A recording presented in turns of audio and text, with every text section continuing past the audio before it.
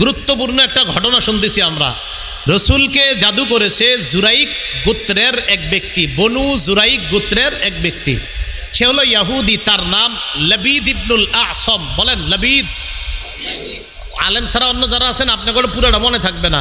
লবিদ ইবনুল আসম পুরা নাম, আপনারা শুধু একটু মনে রাখেন, বলেন লবিদ। এই লবিদ রসুলকে জাদু করছে। তো জাদু করার পর কিভাবে জাদু করছে এটা আবার মুসনাদে আহমদ সহ অন্যান্য বর্ণনায় আসছে। এই লবিদ কি করছে, তার মেয়েদের মাধ্যমে রসুলকে জাদু করছে। তার মেয়ে নবীজির খাদেমের মাধ্যমে, কোনো এক খাদেম হয়তো নবীর দরবারে আসা যাওয়া করে, অনেকেই আপনার রসুলের দরবারে আসা যাওয়া করত, হয়তো কারো মাধ্যমে কি করছে, রসুল্লাহ সাল্লাল্লাহু আলাইহি ওয়াসাল্লামের মাথার চুল মুবারক এবং মাথা যে আশ্রয় যে চিরুনিটা, এই চিরুনি আনছে। কেউ কেউ বলেন না, চুল আর হলো আপনার চিরুনির মধ্যে যে লেগে থাকে আপনার চুলগুলা, ওই চুলগুলা আর হলো চিরুনি আনছে। আনার পর কি করছে, এই জিনিসগুলা পুরুষ খেজুর গাছের কাদির মধ্যে ঢুকায়া, পুরুষ খেজুর গাছের কাদি এটার মধ্যে ঢুকায়া 11টা গিট দিছে। গিট দেওয়ার পর 11টা ফু দিছে। ফু দিয়ে সুই দিয়া সবগুলাকে আপনার মজবুত করে আটকায়া দিয়া জারওয়ান নামে একটা কূপ আছে, ওই কূপের ভিতরে এটা লুকায় রাখছে। নাউজুবিল্লাহ। কাকে জাদু করতেছে দেখেন, আল্লাহর পরে যিনি শ্রেষ্ঠ। তা আমি আপনি কেন সতর্ক হব না? তো এই কাজ করার পর এবার আম্মা জান আয়েশা সিদ্দিকা রাদিয়াল্লাহু তাআলা আনহা কি বলেন, তোমরা জানো নবীজির কি অবস্থা হয়েছে? হাত্তা কানা রাসূলুল্লাহ সাল্লাল্লাহু আলাইহি ওয়াসাল্লাম ইখায়ালু ইয়াফআলু শাইআ ওয়া মা ফাআলা। রাসূলুল্লাহ সাল্লাল্লাহু আলাইহি সাল্লামের অবস্থা এমন হয়েছে, নবীজি কোনো একটা কাজ করতেন, আসলে করেন নাই। নবীজি কোনো একটা কাজ করেছেন, মনে হয়তো করছে, আসলে করে নাই।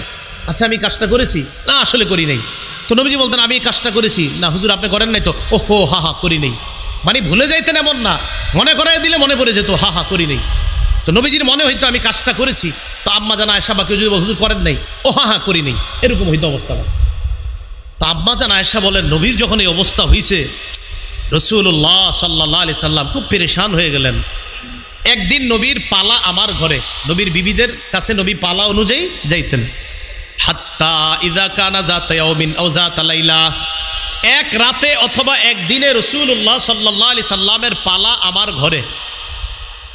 রাতের বেলা লাকিন্নাহু দাআ ওয়া দাআ, আমি বিবি হিসাবে রাতের বেলা রাসূলুল্লাহ সাল্লাল্লাহু আলাইহি সাল্লাম বিবি হিসাবে যে আমারে সময় দেওয়ার কথা, আমারে নিয়ে ব্যস্ত না হয়ে আল্লাহ রসুল সেদিন কি করলেন, খালি আল্লাহর কাছে দোয়া করতে থাকলেন। এত দোয়া করতেছে আল্লাহর কাছে, এই একটা। আরেকটা উদ্দেশ্য হবে, এটা বুখারীতে দেখবেন আপনারা, ওখানে বুখারীর বর্ণনায় ওখানে একটা ছোট্ট করে হাসি আছে, ওখানে আছে যে এখানে আম্মাজান লাকিন্নাহু কেন বলছে।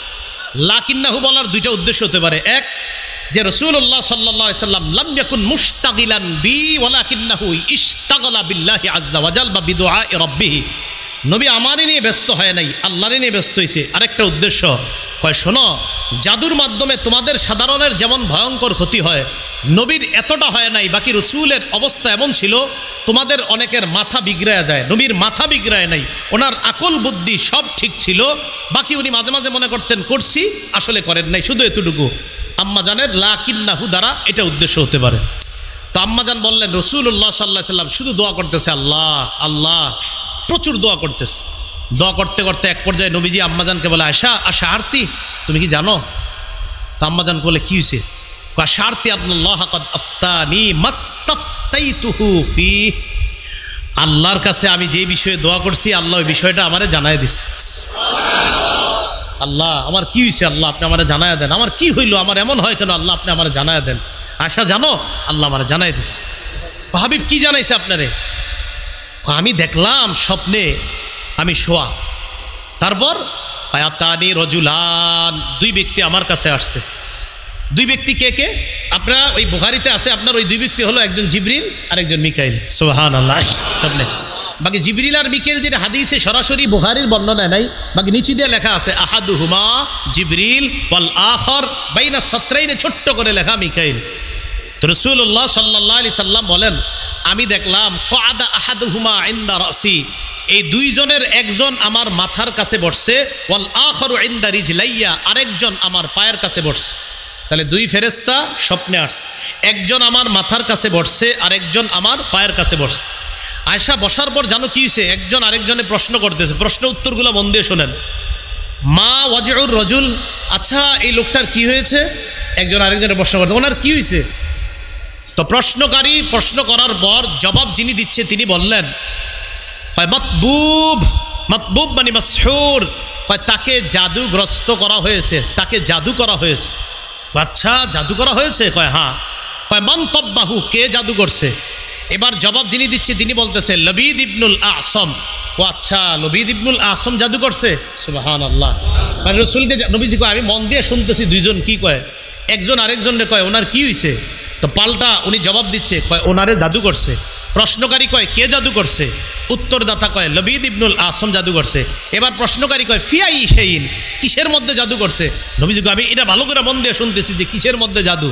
এবার জবাব যিনি দিচ্ছে উনি বলতেছে ফি মুশতিন ওয়া মুশাতাতিন, কয় চিরুনির মধ্যে, ওয়া মুশাত আর আসরানু যে চুলগুলো আছে এই চুলের মধ্যে জাদু করছে। নাও নবীজি আমি সব শুনতেছি।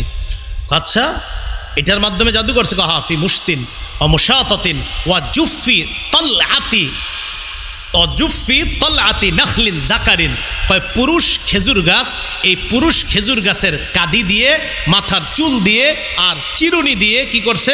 জাদু করছে। এরপরে প্রশ্নকারী বলতেছে আচ্ছা কোথায়? কয় ফি বিইরি জারওয়ান, জারওয়ান নামক কূপের মধ্যে করছে। আয়েশা জানো আমি সব জেনে ফেলছি, এখন শুধু অপেক্ষার পালা। পরের দিন রাসূলুল্লাহ সাল্লাল্লাহু আলাইহি সাল্লাম হযরত আলী, হযরত আম্মার, হযরত জুবায়ের তাদেরকে নিয়ে ওই কূপের কাছে গেলেন। যাওয়ার পর তারা তিনজন ওই কূপ সেচলেন। পানি উঠানোর পর কাদার নিচ থেকে ওই চিরুনি চুল এইগুলা বের করলেন। করার পর নবীজি দেখলেন। দেখার পর আম্মাজান আয়েশা রসুলকে বললেন আফালা ইস্তাখরাজতাহু, হুজুর আপনি কি এটা জনগণের সামনে প্রকাশ করা উচিত না? মানে কি প্রকাশ? এই যে আপনারা লবিদ ইবনুল আসম না কে কি করলো এগুলো তো জানায়া দেওয়া দরকার, এগুলা নিয়ে একটা আলোচনা হওয়া দরকার। নবীজি বললেন আয়েশা কারিহতু আন উসাব্বিরু আলান নাস, কারিহতু আন উসাব্বিরু আলান নাস ফিহি শাররা। আয়েশা যে বিষয়ে ফিতনা হয় এই বিষয়ে আমি এড়ায়া যাই, এইগুলো আলোচনা হইলে আরো বেশি বাড়বে, এই আলোচনা আমি আনতে চাই না। রসুল আদেশ করলেন সুম্মা দুফিনা, তখন ওইগুলাকে কি করা হলো? দাফন করে দেওয়া হলো। তো নবী বিষয়টা কি করলেন যে উনি এইটাকে দাফন করে দিলেন আর বললেন আয়েশা এইগুলা নিয়ে আলোচনা করলে খালি আলোচনা হবে আর মানুষ আগ্রহী হবে, দেখি কিরকম চুলটা কেমন নবীজির, চিরুনিটা কেমন, তো এইগুলা নিয়ে অনেক আলোচনা হইতে পারে। এই জন্য আয়েশা আমি আদেশ করে দিছি এগুলার যেন দাফন করে দেওয়া হয়, দাফন করে দেওয়া হয়েছে। এই প্রসঙ্গে আল্লাহ পাক মুসনাদে আহমদের বর্ণনা, আল্লাহ পাক রব্বুল আলামিন গিট দিছে কয়টা? গিট দিছে কয়টা? 11। এই 11টা গিট যেন দিতে না পারে, কারা কারা গিট খুলতে চাই? হ্যাঁ, গিট যেন আমাদেরকে দিতে না পারে। আল্লাহ পাক রব্বুল আলামিন সূরা ফালাক আর সূরা নাস এই দুইটার একটার মধ্যে 5 আয়াত আর একটা 6 আয়াত, মোট 11 আয়াত। ওই 11টা গিট যেন আপনার ক্ষতি করতে না পারে এই 11 আয়াত আল্লাহ দান করছে। এই জন্য প্রতিদিন ফালাক আর নাস মিস করবেন না। বাচ্চাদেরকে কি করবেন? ফালাক নাস পরে ফু দিবেন। ছোট বাচ্চাদেরকে ফালাক নাস সূরা ইখলাস এগুলা পরে কি করবেন? ফু দিবেন প্রতিদিন। কথাগুলা কি বুঝে আসছে সবার? তাহলে জাদু এটা হলো হারাম, জাদু আমরা কাউকে করব না, কেউ আমাদেরকে যেন জাদু করতে না পারে। আল্লাহ পাক রব্বুল আলামিন আমাদের সকলকে একটু মন দিয়ে যে বিষয়গুলো বুঝলাম, জিবরিল, মিকাইল, ইসরাফিল, রসুল, যত আসমানি কিতাব আছে সব আমরা বিশ্বাস করি। আল্লাহ পাক রব্বুল আলামিন বলেছেন জিবরাইলের শত্রু তারা যারা আল্লাহর শত্রু, যারা মিকাইলের শত্রু, যারা ইসরাফিলের শত্রু। আর আল্লাহ বলেন জিবরাইলের শত্রু ইহুদিরা, তারা জিবরাইলকে শত্রু মনে করে। আল্লাহ পাক রব্বুল আলামিন আরও বলছে ওয়াদা ভঙ্গ করা ইহুদিদের স্বভাব, আমরা কখনো ওয়াদা ভঙ্গ করব না ইনশাআল্লাহ।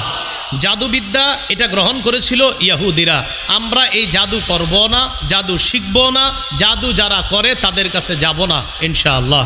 আল্লাহ পাক রব্বুল আলামিন আমাদের সকলকে যেই কথাগুলো আমরা এতক্ষণ শুনলাম বললাম আমাদের সকলকে আমল করার তৌফিক দান করেন।